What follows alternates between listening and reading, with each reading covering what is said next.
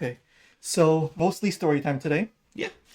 I want to talk about like a common mindset, like how people approach games that's incorrect. That's not the best way of going through things. Like a misinterpretation of a common mindset or common things people say. What does play to win mean to you? Play to win? Yeah. With regards to fighting games or in general? Both. No mercy is the first thing that comes to mind.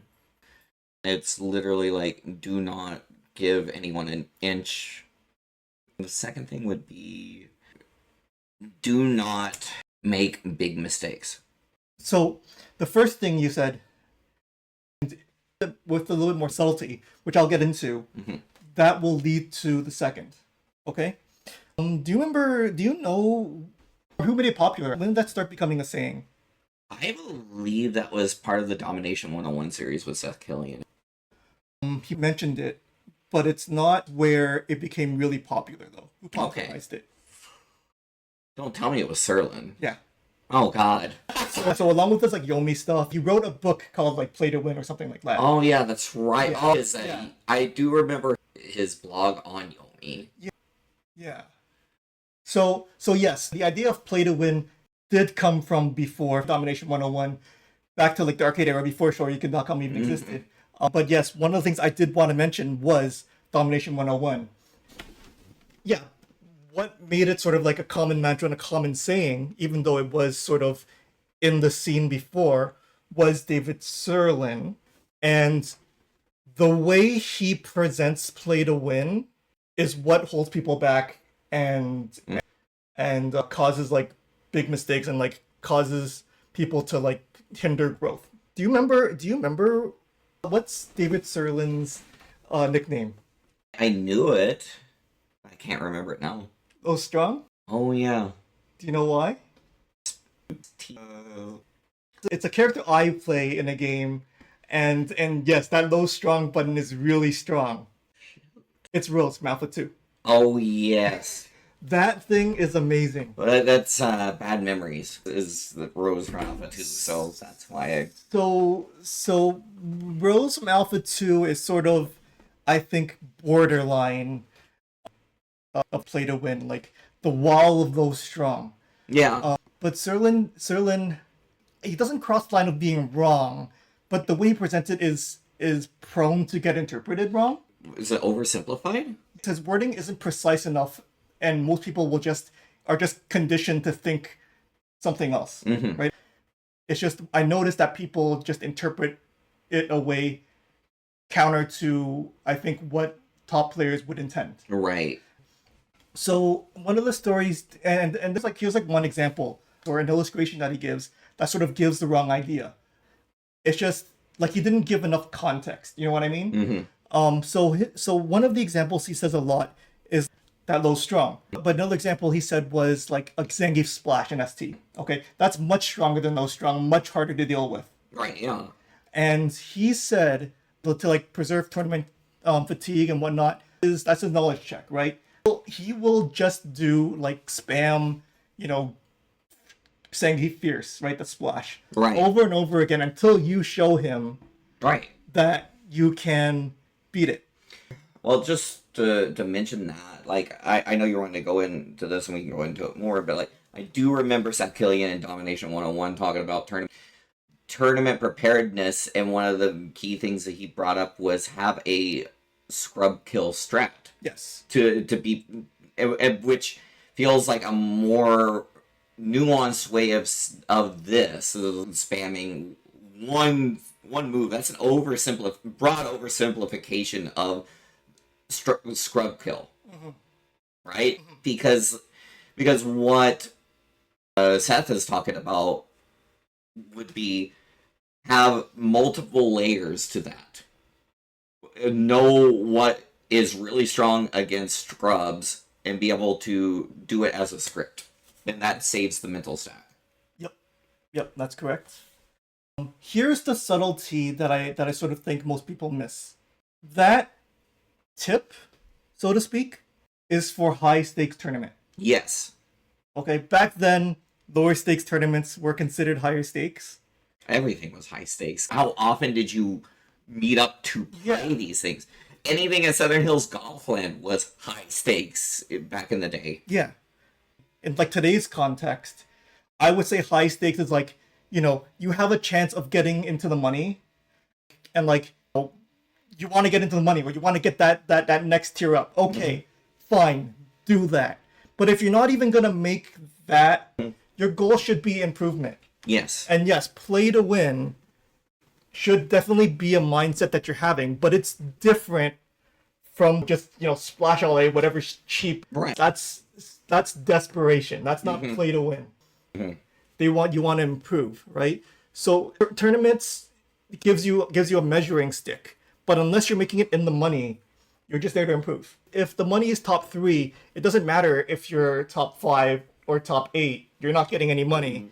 It's just prestige. But if you're in that sort of that borderline, having that desperation mindset, like do anything you can to win, no matter how cheap, how stupid, how skillless, quote, air quotes, skillless it is, that will hold you back. Yeah. Okay. So that's the key. It's about being serious. It's about practicing things that are solid, but it's not about desperation. Don't get desperate to win. You play to win. You're not giving up, but don't win based off of like a big gamble or 50-50. Make your win off of something solid, a solid hit, a solid, block chip, whatever. If you have 2 hits left to die, you can get hit once, right? And even on that final hit, depending on situation, you can still make your comeback, no matter how bad it is. Yeah. So Rose in Alpha 2 is a better example, because Those Strong is amazing. Okay, and one of the reasons why I play Rose in Alpha 2 instead of Chun-Li is because Chun-Li is like too stupid. Like her priorities, you just win for no reason, right? Yeah. So I need feedback to improve. If everything wins for like no reason because the normals are good, sure, you can win tournaments, sure, you whatever. But if you want to improve, you need that feedback of what's working, what's not. And if everything just wins, it's hiding mistakes. You're not getting feedback for like what's good and what's not. So where Rose is sort of like a better example is that has amazing priority, but it's kind of short range. It's kind of stubby. So you have to get into the right spacing to even make it work. Yeah. So compared to like Zangief Splash and ST, where it's going to keep, hunga bunga. Yeah, and they don't know which side it's going to end up on, Yeah. or they don't even know if they can cross cut it or not. Yeah. In Alpha 2 with Rose, yes, it's amazing. Yes, it does a lot of things for no reason, but you still at least You're working to get to that spacing. at the bare minimum, you need that spacing. Yeah. At the bare minimum, and spacing is so important in fighting games. Yes. Yeah. What are your thoughts so far? In competitive poker was always like people taking higher risks near money climbs, saying, or like, why did you take that risk? And it was like, I'm not trying to ladder up. I'm trying to win the whole thing. Well, you can't win the whole thing if you're out also. So I think taking too many giant swings. Yeah. And I do see that a lot. Like especially if you go online, especially in Street Fighter 6, like you'll see people take very, very, very giant swings near in game just because they don't think you won't expect it. But but the problem is, if you don't expect it, they'll win. But they could have probably won in a more concise way. Yeah, but like the risk reward is too skewed. Yes. Right? If your big move will get you killed, let's say you're like 3 hits away. You have 3 hits. If you go for it now, you're sort of wasting 2 more chances to pick your spot. Yeah. I'll give one example. Let's say you're 3 hits away with a normal combo. Yeah. And you're Geef. Yeah. You're not playing against a fireball character. And suddenly, instead of like going for the stable option, you try to drive rush 360 or drive rush running bear, or something that's highly unsafe. All they have to do is be guessing wrong or guessing right. Jump, and you're dead. Yeah. So you don't want to base it on a guess. Yeah. You want something solid. But if you are going to guess, if you do that guess move, you're wasting your chances to pick a better spot for it. So a good poker analogy is like it's like swinging all in just because you want to double up and stay in the game. But if you have like 10 times blinds, you can set another round. You can get another like however many people on the table to like pick your Yeah. spot. And of course, that's dependent on the actual cards you have. Like, it may be right to shove Yeah. in a position where you have ace king, and it's like, even first act, like an ace king with 10 blinds, you're going to shove. Yeah. But like if you're just like hoping and praying, and you get like 10-8 suited, and you're like, well, that's respectable enough, and shove, you're risking a lot on marginal Yeah. So starting hands. so that desperation comes as your stack is lower, Yes. where it's not like it doesn't affect anybody else. They just don't care, Yeah. right? But if you have a decent stack, you want to use as few chips as possible to get the best hand as possible to shove. Right? You're always looking and saying, in the next round, or how many big blinds I have or whatever, what are the chances my hand will be better than this before you shove? And that's sort of how it is with fighting games. Yes. People just go for that shove way too early. Yes. Right? And even if you're at that final point, you don't have to shove. You might not have to You shove. can really give it time. Yeah, like people can and do have like one big blind, and they they double up, okay, and then they go another round, and it's like they're almost to like the blinds again, and they double up again, and then again they go for like 5 or 6 where they just toss, Yep. and they double again, or like they steal blinds. Yeah. Right? That's sort of what I was talking about in like the first episode, where it's like you don't make comebacks at a high level because of those shoves, right? Those, like, again, when you see those comebacks, they're highlight reels. They look awesome, they're risky, but the majority of the time at the high level, that is not how you make your comeback.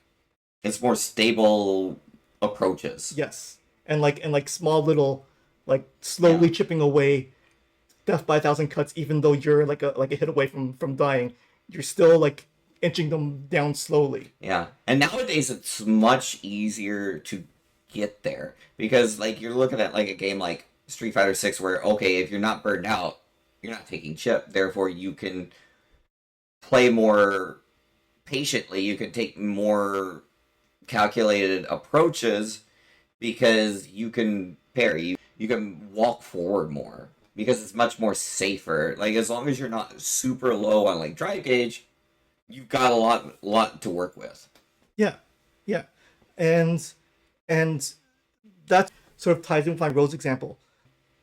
Like, do you know why I started playing Cammy? It was like to improve spacing footsies and approaches. Yeah, I told the story a lot. I switched to Cammy because I was relying on Fireball to like keep people off me, to like slow down their pressure, right? And Kevin was like, stop throwing Fireballs, stop relying on Fireballs. So why did I switch to Cammy? She has that amazing low forward just like Chun, but she doesn't have a Fireball, right? That doesn't mean I'm not playing to win, right? I'm not going easy on somebody. I'm still trying my darndest to win, even though I chose Cammy. Yeah. Right? So again, that's the difference. It's play to win, not win at all costs. Right. That's the best way to go about it. Yeah. Right? If you play to win, you're playing solid, you're trying, you're improving your skill, and you're focusing on that for your win. Yes. Whereas winning at all costs, I don't care if I don't get better from doing this, right? I know if I get better at spacing and earning like the last 2 hits to kill somebody, that will make me better compared to YOLO combo to win. Yeah. Right? If you can get those 2 hits consistently, that will be worth much more than just forever for the rest of your life keep YOLOing. Yeah. Play to win is about seriousness, not desperation, which is winning at all costs. Yes, exactly. Totally agree on that. Yeah. And then the last example, which doesn't really matter, but I'll throw it in there anyway, is that's the same reason why I learned old Ryu. Okay, and it was sort of the opposite end of the spectrum because I had done the Kami, and I could sort of do footsies against most non-fireball characters. Mhm. I learned old Ryu to better understand how the fireball game works Right. from the person throwing side, because I was like, how come he's getting all my jumps? How come he's predicting everything? A lot of it's not even prediction, Right. right? Because a lot of those, like, they're not even real opportunities, and you don't even know that. Yeah, because like you're jumping in right at their recovery. Yeah. So and again, when I pick old Ryu, it's not that I'm going easy. Like, sure, I'm going easy, especially if it's like, somebody new. You don't want to pick your main character, but you're not slacking, Yeah. right? Again, playing to win is about working for it. That's a big one. It's about working for your win. It's, once again, not winning at all costs, not desperation, whatever it takes. Yeah, I agree. Yeah. Yeah, that's all I want to go over today. Like, I think a lot of that got lost because they just want because everyone wants to see the swag comeback. But Yeah. the swag comeback does not win you tournaments. More often than not, it looks great, but does it get you further to your goal of being a better player? And again, those swag comebacks happen a lot more at the lower levels Yes. because just people aren't at that whatever, right? But again, at the highest levels, most of the comebacks aren't those swag comebacks. Again, they're just slogging, boring, one hit at a time, Yeah. like turtling forever, right? You have to remember those swag comebacks you see at the high level that you see all the time. They are highlights. Yes. And they are picked because they look amazing, not because they're good examples or because they happen all the time.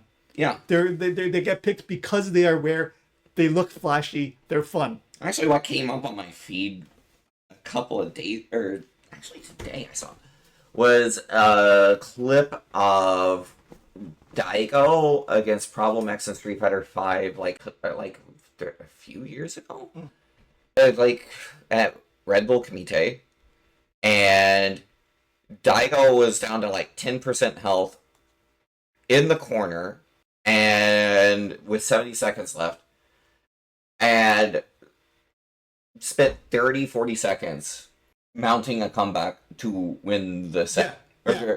So like it's the majority of comebacks that happen at the high level are those kind of comebacks. Yeah. And it's not like he wasn't playing to win. Like, someone would be like, oh, well, why didn't he go for something that dealt more damage? But it was that slow burn. That's the other thing. At a high level, you don't see those kind of comebacks as often either compared to lower levels because the players are more on even ground. Yeah, and at the top, you have diminishing returns, right? The better you get, like the more like incremental, like hairline advantage you need to get better over another player. Yeah. Like a bronze player is not going to go and beat Daigo. Let's say that. Yeah. But you're still able to see people play very cerebrally and very methodically and still mount what seemed like insurmountable comebacks over a long period of time just off of like stable play. That Daigo Problem X example you gave, that looks amazing. That is a highlight.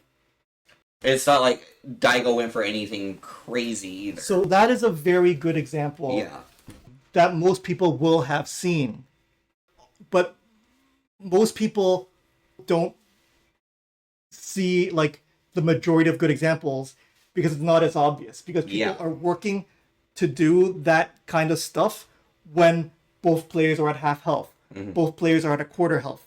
That, like, how Daigo was playing for that comeback, the difference in health advantage doesn't look as exciting. Because exactly. So it just gets washed into the background. So that's why, like, those examples exist because most people don't notice them. Yeah. Right? People notice. But it's happening all the time. It's just more impressive because Daigo had so much more uphill Yeah. to climb, but Daigo really didn't stray from typical play, Yeah. which is really what you should be doing. Like 90% of the time you should be playing typically, but you're in a better place to make those risks. And when I'm saying when are you in a position to make those risks, it's typically not those end of round situations. Mm-hmm. It can be, but rarely, because the main thing is like if you have the space to do that, early in a set or early in a round, like if you're wrong, they're gonna hit you. It's going to hurt. It's not going to cost you a set. Everything you said is right. Like, you're not wrong. It's just it's not the point I'm trying to make. Right. So what I'm trying to get at is that modern gamers are more disadvantaged than older players because of the media landscape today. Right. I'm going to give two. So I'm going to sort of give two examples and explanations to sort of illustrate this. So the first is sort of what I said about the Daigo making that slogging slow comeback, and you know, like those slashy, like, you know, one YOLO guess and win situation. So the one YOLO guess win situations, they have to be low enough health for that to happen. Yes. And again, because games are more even at the top level more often, again, because the difference between the best player and like the fifth best player is a much smaller gap than compared to, like, you know, the 500th best player and the 505th best player. Right. Where like the skill gap could be gigantic. Yeah, and, it could and, be and, anything they at that point. and they are inconsistent. Yeah. Yeah. So you don't get those good examples that are also fun to watch. Yes. Yeah. That was my Yeah, that was the point I was fair. trying to make. That's fair. And the second thing, my other way to illustrate, I want to say, is more random people can show off their YOLO comebacks. Yes. So it's more saturated. You see more of those bad examples. Oh, I agree. Yeah. Yeah. And because So like those good examples were hard to find to begin with. yes, Before everybody knew how to stream. and before everyone knew how to clip. Yeah. But now, because everybody and their dog can do it, you get more of those bad examples. And it's exacerbated, and I hate doing this because it sounds so cliche that everyone, and someone's going to probably comment later, okay, boomer, to me, but the algorithm really does reward things like this. So, like, those swag combos will be the most liked, the most retweeted. The algorithm is going to reward those, which means you're going to see more of them. Yeah. Versus like it's fewer and further between for like the those steady ones, but like the good examples are drowned out to begin with before this yes, and now there's even more to drown it out. Yeah. That's one of the big reasons why I think there was that giant gap between like modern players and like old school players. Yeah, I agree. Like it was hard to begin with, but it's like I can't even, right? Like if I hadn't started in like 2005, I would be a lot worse. Same. Same. And like I was never like top tier in the 09 era. I was good. I know I was good. I just wasn't great. Yeah. But I would be much worse in this era across all the games I played, like from like ST, Sailor Moon, Third Strike, Street Fighter 6. The list goes on because I play too many games. But like like the game. But I would be worse if I hadn't seen more stable matches because it wasn't.